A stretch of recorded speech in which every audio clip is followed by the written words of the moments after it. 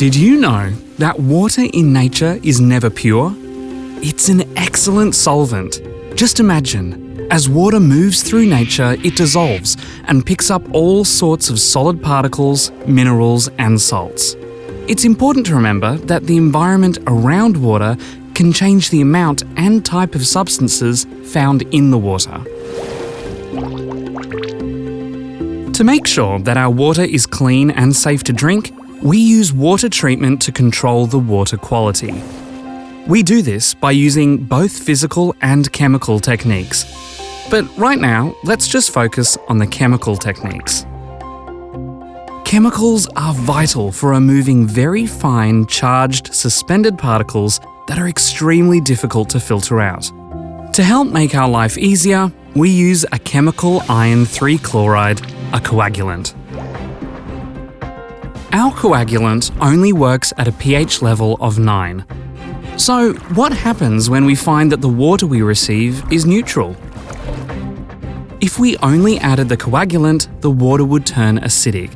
So, it's up to us to change the buffer in the water we receive.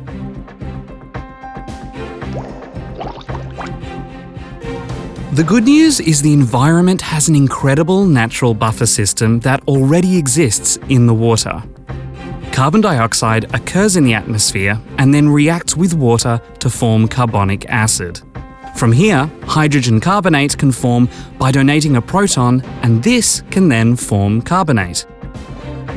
The carbonate buffer can accept protons from an acid, or donate them back to a base, resisting small changes in pH, keeping the water relatively neutral. When it comes to effective water treatment, we upset this very balance. We add a strong base, calcium hydroxide.